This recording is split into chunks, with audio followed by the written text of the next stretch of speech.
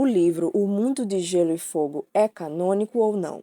Sim, ele é canônico. Esse livro foi escrito por George Martin junto com Hélio Garcia e Linda Anston. Esses dois são os criadores do site westeros.org, e às vezes o Martin brinca dizendo que eles lembram mais sobre o mundo do Martin do que ele mesmo. Esse livro foi escrito como se um mestre estivesse relatando a história daquele mundo. Então vai ser a história real, só que não vai ser a verdade absoluta, porque foi escrito por uma pessoa que tem seus preconceitos, suas suposições e suas conclusões. Parece muito com Fogo e Sangue, que conta a história real do que aconteceu nos reinados Targaryen, mas é com base na visão de outras personagens que às vezes não são totalmente confiáveis. Concluindo, a gente pode considerar O Mundo de Gelo e Fogo um livro que existe dentro do universo que o Martin criou, escrito por um narrador que não é 100% confiável, mas ainda assim é canônico. Será que a Daenerys fez o certo libertando essas cidades? Na minha opinião, sim. Essas pessoas eram escravas. Ela deu o primeiro passo para a mudança. Ela tinha o poder para aquilo, coisa que talvez eles não tinham até aquele momento. E agora eles têm uma mãe a quem recorrer caso precisem de ajuda. Nós temos que lembrar que nos livros, quando ela faz isso, ela tem uns 15 anos. Ela não sabia o que ia acontecer. Assim como em várias fantasias medievais, talvez ela pensou: se eu tenho poder para isso, então vai funcionar. Quando ela percebe que isso é um pouco mais complexo e que não funcionou com Astapor, ela decide ficar em Meereen para aprender a governar. Eu não culpo a Daenerys por tudo o que está acontecendo. O sistema está errado. Enquanto ela se esforça para quebrar esse sistema, eles se esforçam de volta para impedir que ela quebre. Embora eu não ache a Daenerys uma rainha perfeita, ela não está errada por tentar. Alguém tinha que dar esse primeiro passo. E agora que ela deu, as coisas podem se resolver. Não de forma rápida e milagrosa como muitos imaginam.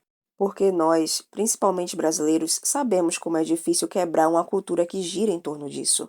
Isso leva tempo, recursos e sacrifício, mas agora pode ser resolvido. Não é perfeito, como muitos querem mostrar, mas é alguma coisa. Ela não está errada por isso.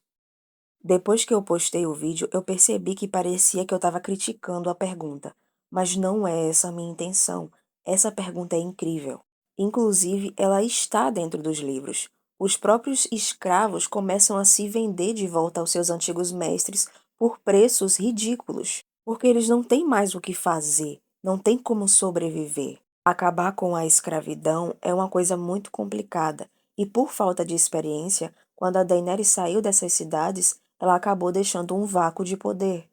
Depois disso, ela tentou lidar com as coisas da melhor maneira que ela conseguia. E, na minha opinião, tinha funcionado. Não era perfeito. Ela mesma se incomodava com o acordo que fez com Yunkai, mas era alguma coisa. O que eu quero dizer é que ela libertar as cidades foi o certo, mesmo com as consequências. Sempre vai ter consequências numa mudança de governo e uma mudança no estilo de vida. Pelo menos desse jeito foi por uma boa causa. Ela devia ter queimado os mestres. Mas até que ponto isso vai? Não me leve a mal, eu acho que ela vai acabar fazendo isso, mas até que ponto ela teria que queimar? Nós sabemos que essa cultura é enraizada nesse povo. Ao mesmo tempo que as crianças são inocentes, elas são ensinadas desde cedo que isso é certo. Na cabeça delas, uma pessoa que não era dali e não tinha direito a nada veio dizendo que o que eles sempre fizeram era errado. Eles poderiam ficar quietos até ter poder o suficiente para vingar a sua família, assim como teoricamente a Daenerys quer fazer em Westeros. Para evitar isso, ela poderia pegar reféns pequenos para educá-los. Mas qual a idade?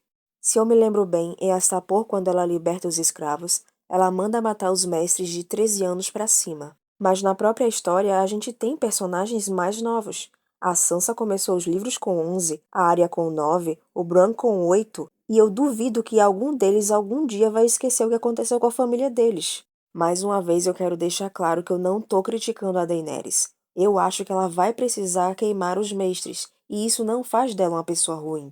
A minha pergunta para vocês é: até que ponto vocês acham que ela vai? Jon foi legitimado pelo Robb nos livros, isso é válido? Só se você considerar o Robb rei. Um novo reino tem liberdade de criar novas regras de sucessão. E como eu falei em outros vídeos, a linha de sucessão pode ser mudada para uma casa sobreviver. Lembramos que o Robb não tinha filhos e ele achava que a maior parte de seus irmãos estavam mortos, menos a Sansa, que estava no poder dos Lannister. Mesmo se não considerarmos o Robb rei do norte, o próprio Stannis quer colocar o Jon como Lorde de Winterfell. E seria muito mais fácil as pessoas seguirem um homem que poderia liderar eles em batalha, principalmente com as novas guerras que vão surgir. E aí, Stannis é rei? Mas se o Martin colocou essa carta, ela vai servir de alguma coisa no futuro, mesmo que seja só para frustrar os planos do Mindinho. Sinceramente, eu não acredito que algum dos Starks atuais se sentiriam roubados pelo Jon. Mas é em momentos como esse que eu vejo o porquê o Martin queria que o Jon e a Arya ficassem juntos. Não consigo concordar com isso, mas eu consigo entender politicamente, principalmente depois que os pais do Jon forem revelados. Um casamento entre primos que nesse mundo não é considerado incesto poderia ser cogitado para resolver essa questão na linha de sucessão. Ou o Jon abandonar tudo isso para ficar com a Daenerys, como muitos acham, e o Stark que sobrar fica com Winterfell. Será que Volantis vai ficar do lado da Daenerys? Volantis é considerada uma das maiores, mais ricas e poderosas das cidades livres de Essos. Eles são a primeira filha de Valíria, e só aqueles nobres que podem traçar a sua linhagem até a antiga Valíria podem morar dentro das muralhas negras e convidar escravos e estrangeiros para entrar. Ah, então a Daenerys vai conseguir apoio deles. Então, Volantis é o centro do mercado escravo. A porcentagem é de um homem livre a cada 5 escravos. Quando Yunkai pede ajuda a Volantis contra a Daenerys, eles ficam muito felizes, imaginando quanto ouro, riquezas e escravos encheriam as praças de Volantis quando ela morresse. Mas tem outra questão. A maioria é escravo. E pelo que a gente percebe, Benerro, um dos sacerdotes vermelhos, prega que ela é a salvadora, que ela é a Azor Ahai. E muitos o escutam e acreditam nele. Ele até mandou Mocorro para aconselhar a Daenerys. Então, provavelmente, os escravos que compõem a maior parte de seu exército estão planejando lutar ao lado da Daenerys e não contra ela. O que me faz pensar que Volantis vai ter o mesmo destino de sua mãe, ser destruída. E isso seria bom para Daenerys, porque ela demonstraria poder, destruiria o centro da escravidão e faria seus exércitos e navios lutar por ela. Alguma coisa poderia acontecer entre Jon e Daenerys? É bem possível. O Martin gosta de fazer referência de uma personagem no capítulo da outra, mas isso acontece muitas vezes entre Jon e Daenerys. Eu tenho que admitir que, por causa da série, eu não gosto muito desse casal, mas nos livros eles podem ser bem desenvolvidos. Eu vou mostrar algumas referências que eu peguei na internet sobre eles dois. A primeira delas é quando ela vê uma flor azul crescendo numa parede de gelo e enchendo o ar de doçura. As pessoas geralmente associam a flor azul a Lyanna Stark, que provavelmente é a mãe do Jon Snow, que está na muralha que é feita de gelo. Tem uma referência parecida no capítulo do Jon. Ele fala que Val tem um cabelo prateado pálido e quando ela respirou fundo, o ar ficou com um gosto doce. Muitos acreditam que nesse momento a Val está sendo uma personagem substituta para Daenerys. Em outro momento, a Daenerys pensa que o usurpador tinha matado o filho de seu irmão, Rhaegar, mas que se ele tivesse vivido, ela poderia ter casado com ele. E a gente sabe que Jon Snow provavelmente é filho do Rhaegar. Ambos queriam ter filhos, mas acham que não podem mais. Jon diz que nunca vai poder ter um filho porque está na patrulha da noite, e a Daenerys diz que nunca vai ter uma filhinha porque é mãe de dragões. E alguns teorizam que eles podem acabar tendo gêmeos, um menininho que o Jon queria e uma menininha que a Daenerys queria. Quando o Jon é traído pelos seus irmãos da muralha, ele fala fantasma. E aí no capítulo da Daenerys, provavelmente no mesmo momento, ela fala que de longe um lobo uivou e o som a fez sentir triste e solitária. Essas são algumas referências que os fãs encontraram nos livros. E vocês têm mais alguma? Por que Rhaenyra nunca foi considerada a rainha dos Sete Reinos? Quando eu falo que ninguém venceu a Dança dos Dragões, vocês ficam reclamando, mas é a verdade.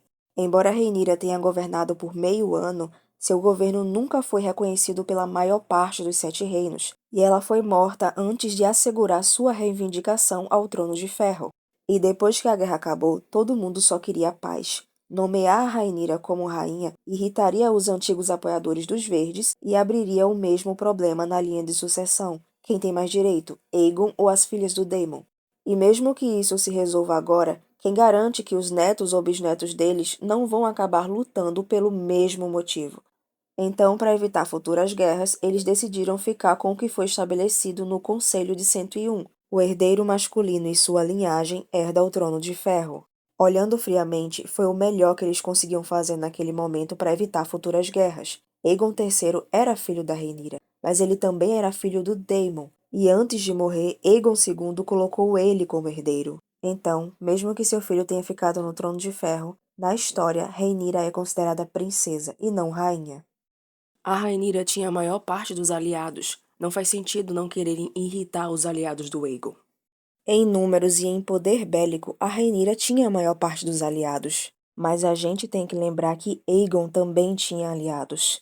Várias pessoas dos dois lados sobreviveram e não estavam dispostos a arriscar a paz frágil para colocar na história a Rhaenyra como rainha.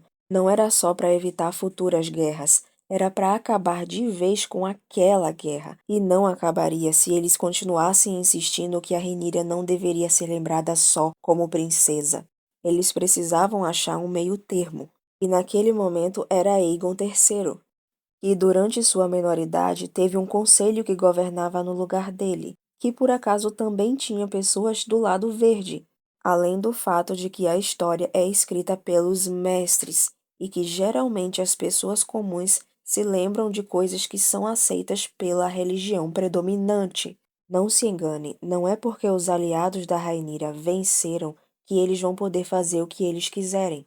O outro lado precisa ser considerado, senão a guerra não acaba. A Guerra dos Cinco Reis é uma prova disso. Teoricamente, o Trono de Ferro venceu no livro 3, mais ou menos, mas até o livro 5 tinha gente resistindo e lutando contra eles.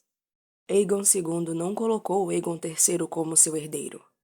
Vamos por partes. Primeiro, o Corlys fala que ele tinha que oferecer condições para que houvesse paz, nomeando Aegon como herdeiro e casando ele com Jaehaera. Então, o Aegon II responde que ele poderia tomar o negro ou abrir mão de seu sexo para servir como eunuco.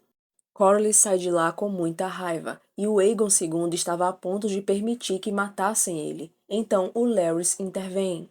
Se matarmos a velha serpente, vamos perder a jovem, e também todos aqueles belos navios velozes. Melhor seria tratar de fazer as pazes imediatamente com Lord Corlys, para manter a Casa Velaryon sob controle. Conceda a promessa da mão da princesa, majestade. Uma promessa não é o casamento. Aponte o jovem Aegon como seu herdeiro. Um príncipe não é rei. Veja na história quantos herdeiros nunca vieram para subir ao trono. Lide com deriva marca no seu devido tempo, quando seus inimigos tiverem sido eliminados e nossas forças estiverem plenas. Ainda não é o momento. Precisamos aguardar e tratá-lo com gentileza. Depois dos escritores se questionarem o que Larys realmente queria, eles falam. O que sabemos é que ele era astuto, reservado, mas plausível e simpático sempre que necessário. Suas palavras convenceram o rei e o conselho. Então, pelo que dá a entender, ele nomeou Aegon III como seu herdeiro, não para realmente torná-lo rei, mas sim para apaziguar os seus novos aliados, e no futuro isso foi usado para benefício de todos, porque eles podiam usar a desculpa que ele era herdeiro do Daemon e do Aegon. Como acontece o casamento com duas pessoas de religiões diferentes? Pelo que parece, depende muito mais do local onde os noivos estão do que da fé. Por exemplo, embora Eddard Stark adorasse os deuses antigos, ele se casou com a Catelyn Tully num septo em Correrio. Em Porto Real, Sansa foi obrigada a casar com Tyrion pela fé dos Sete. No norte, a falsa Arya foi obrigada a se casar com Ramsay pelos deuses antigos. Todos esses casamentos são considerados legítimos, embora o da Sansa possa ser anulado porque não foi consumado. Eu não achei nada que indicasse que não possa ser realizada duas cerimônias diferentes, uma para cada religião, mas eu acho que é desnecessário. Não importa se um dos noivos for de uma religião diferente. O que importa é ter testemunhas que possam comprovar que aqueles dois se casaram e consumaram o casamento. É por isso que, nos livros, é um pouco complicado o Rhaegar ter sido bem-sucedido em praticar a poligamia, casando com a Elia na fé dos Sete e com a Lyanna nos deuses antigos. Provavelmente as duas religiões desconsiderariam o segundo casamento, mas nós não sabemos como o Martin vai fazer.